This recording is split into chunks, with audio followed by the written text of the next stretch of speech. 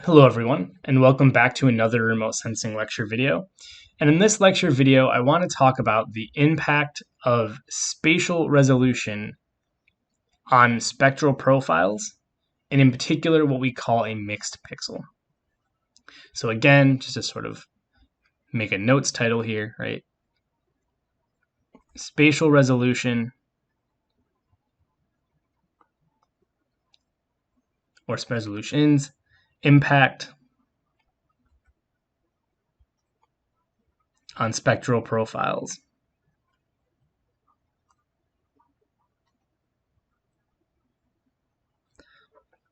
And mixed pixels. Right.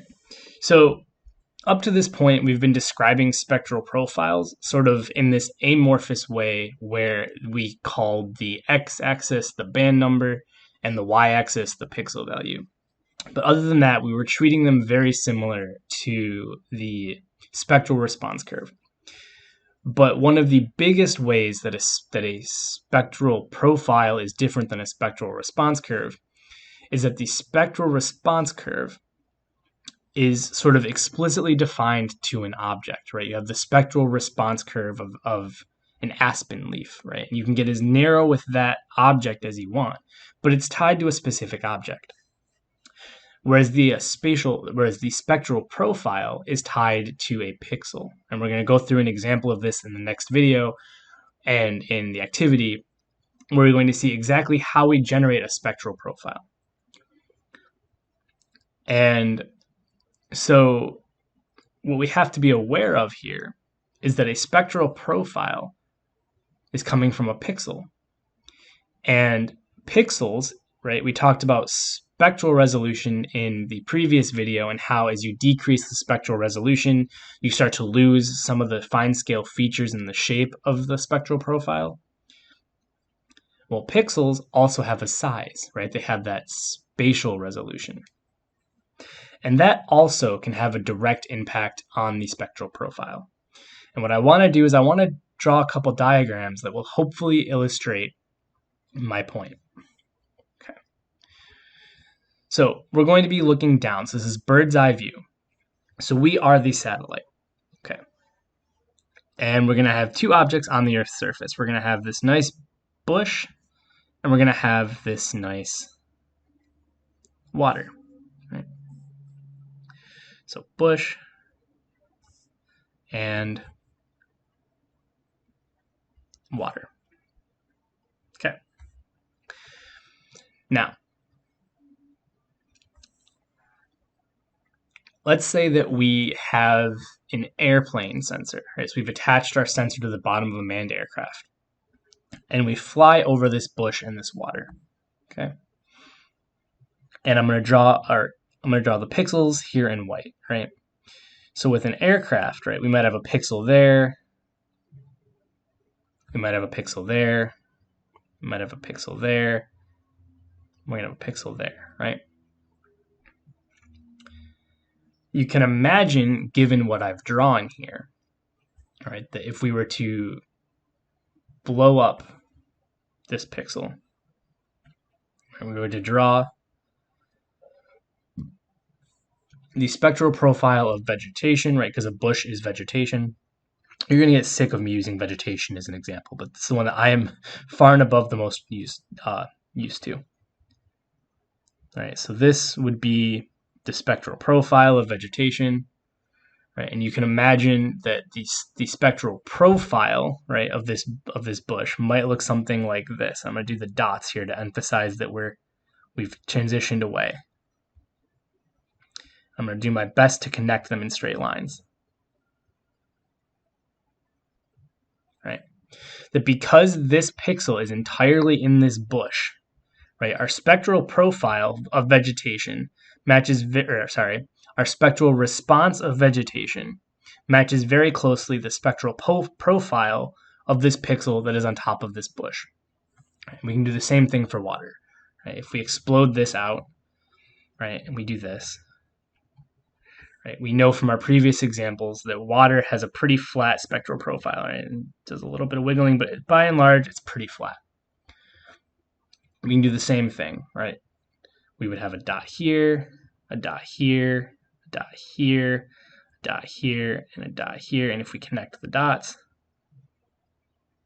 right, you'll see that we kind of lose a little bit of shape here. That's one of the key disadvantages of using spectral profiles, is you lose some of the key features. But again, generally, it's got the same shape. The spectral profile of this pixel that is over the water has the same general shape as the spectral response curve that is water. So let's go ahead and specify this. This is the spectral response of water. Right, and then our yellow sort of dots and line here, right? This is the spectral profile of the pixel. Right. Again, clean this up over here. This is the spectral profile of water, or spectral response of vegetation.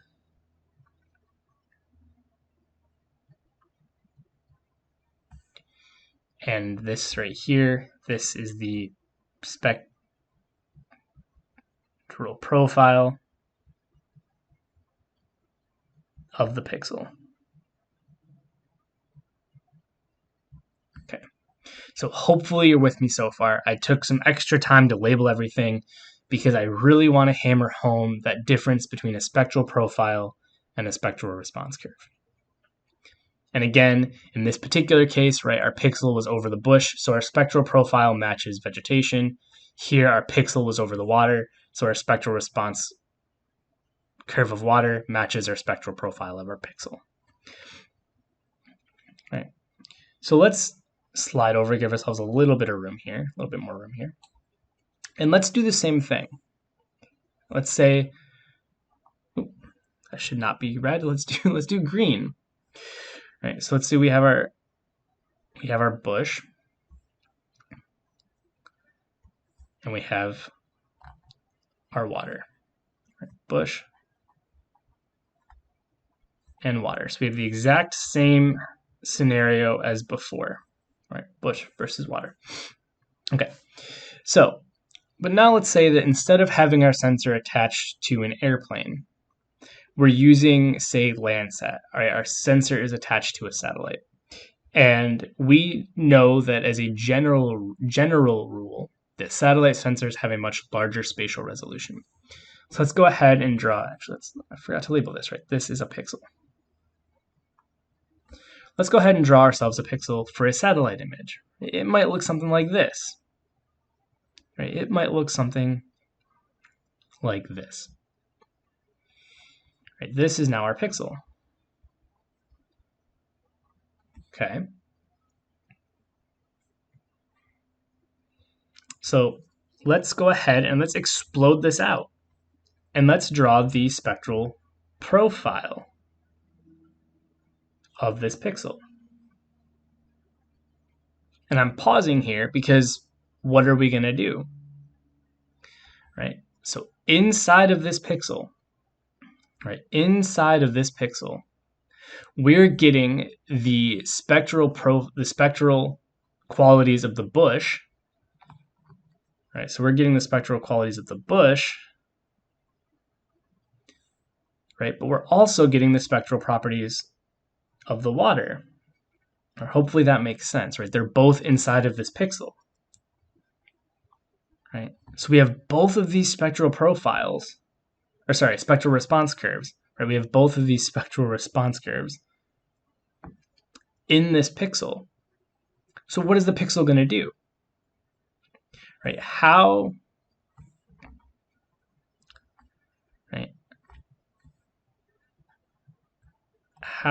do we deal with having two objects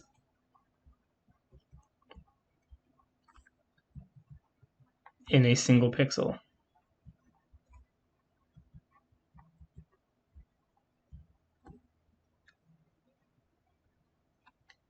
And I'm pausing. I just want you to kind of think about that. So we're going to scroll down, give ourselves a little bit of room here.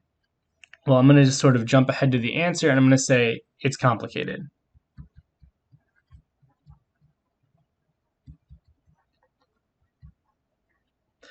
But what I will tell you is that your spectral profile, and I'm sort of making this up a little bit, right? Your spectral profile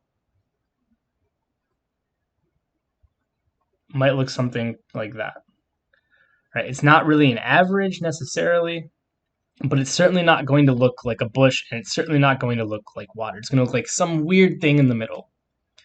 Right, so how do we deal with having two objects in a single pixel? The answer is it's complicated. There's an entire branch of remote sensing, an entire branch of mathematics that is dedicated to dealing with this issue. Right, it's well outside of the scope of anything we're going to talk about.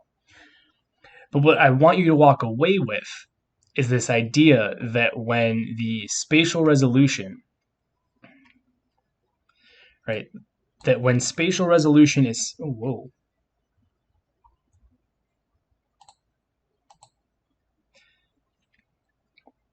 that when spatial resolution is small, you tend to only have one object per pixel. Therefore, your spectral profiles will more likely match spectral response curves. Actually, go ahead and write that down. Right?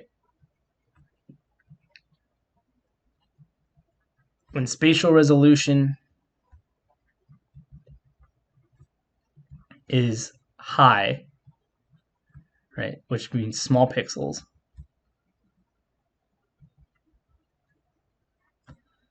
right, pixels more likely have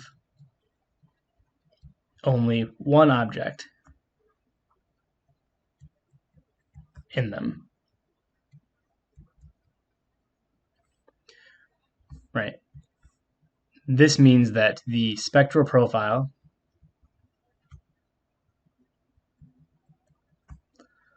matches closely in shape to spectral response curves.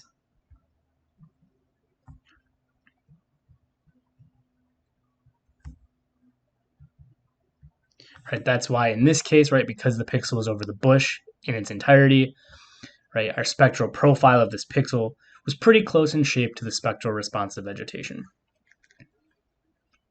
I'm going to move over for a second, scroll up for a second. Okay, right. When spatial resolution gets bigger,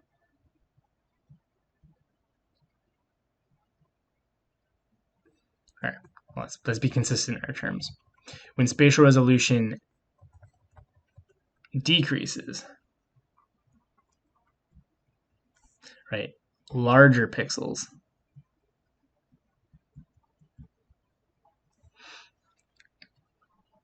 you tend to end up with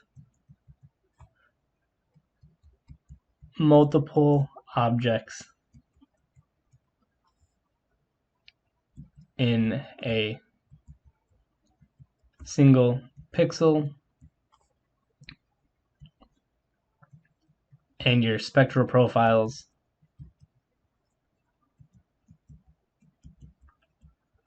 become complicated.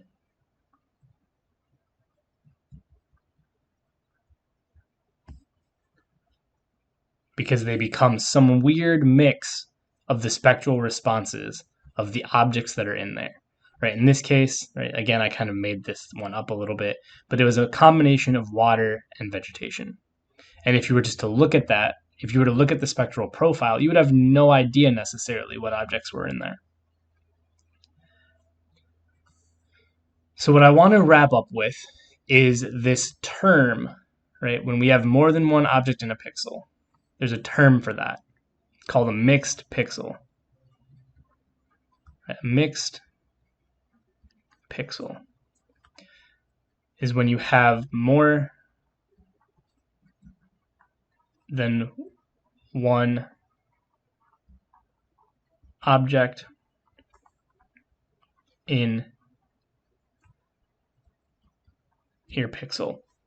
And it really complicates the idea of the spectral profile, because now your spectral profile of a mixed pixel is having to sort of deal with having multiple spectral responses contributing to it. Hopefully that made sense. I know this was a lot. I encourage you to go back, rewatch some of the parts again if you're confused.